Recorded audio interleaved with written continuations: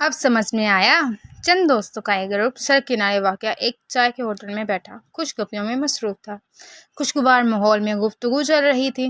اتنے میں ایک اور نوجوان اپنے چند ساتھیوں کے ساتھ آیا اور محفل میں موجود ایک نوجوان کی طرف اشارہ کر کے بولا، یہی ہے وہ۔ یہ سنتے ہی ساتھ میں آئے ہوئے افراد نے اس کی دھنائی شروع کر دی۔ یہ دیکھنا تھا کہ محفل میں موجود دیگر افراد بھی میدان کارزار میں کود پڑے۔ یہ تو کسی کو پتہ ہی نہ تھا کہ وہ کس کو کیوں اور مار رہے ہیں، بلکہ کسی کو یہ اندازہ بھی نہیں ہو رہا تھا کہ وہ جس کو مار رہے ہیں وہ اس کا دوست ہے یا دشمن۔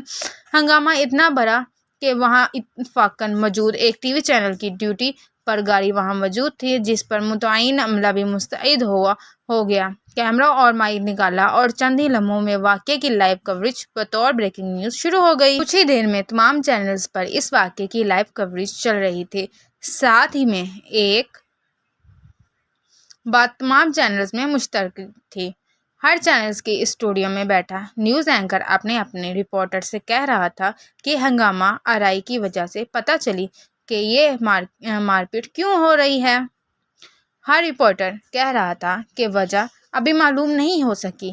علاقے میں موجود لوگوں کو بھی وجہ معلوم نہیں۔ ذرا لڑائی تھمے تو ہم معلوم کر کے آپ کو بتائیں گے۔ یہ ہمارا اعزاز ہے کہ عوام کو یہ خبر سب سے پہلے ہم ہی پہنچاتے ہیں۔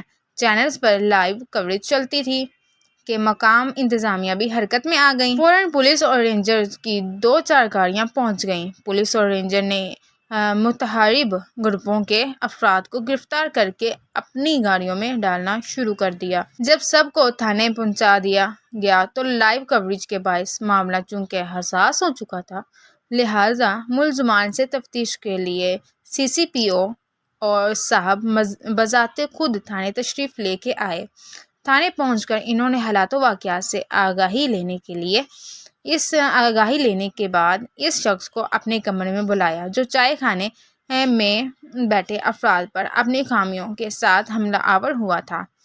اس سے پوچھا، تم نے ہنگامہ کیوں کروایا؟ وہ بولا، میں نے ہنگامہ تو نہیں کروایا، میں تو صرف ایک شخص کو ہی سبق سکھانا چاہتا تھا، جس کی طرف میں نے اشارہ کر کے کہا تھا کہ یہی ہے وہ۔ باقی لوگ تو خود ہی کود پڑے تھے۔ سی سی پی او نے پوچھا، لیکن تم اس کو کس بات کا سبق سکھانا چاہتے تھے؟ وہ بولا، جناب، میری اس سے کوئی دشمنی نہیں ہے، بلکہ ہم تو دوست ہیں۔ بس مسئلہ اتنا تھا کہ اس نے مجھے 1 سال پہلے گینڈا کہا تھا، مجھے اس کا رنج تھا۔ سی سی پی او بولے، گینڈا تو اس نے تمہیں 1 سال پہلے کہا تھا اور تم نے بدلہ آج لیا، اس کی کیا وجہ ہے؟ وہ بولا، جناب، بات یہ ہے کہ جب اس نے مجھے گینڈا کہا تھا اس وقت میں سمجھ نہیں سکا تھا۔